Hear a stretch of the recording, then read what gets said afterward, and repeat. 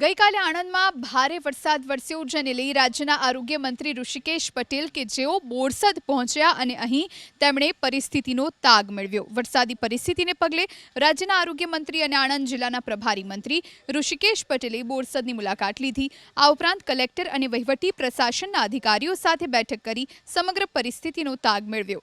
બાદમાં અસરગ્રસ્ત વિસ્તારોમાં નિરીક્ષણ પણ કર્યું। બુધવારે રાજ્યમાં સૌથી વધુ 14 ઇંચ વરસાદ બોરસદમાં વરસ્યો હતો। પાણી ધીરે ધીરે ઓસરી રહ્યા છે, સાથે રાહત અને બચાવ કામગીરી પણ ચાલી રહી છે।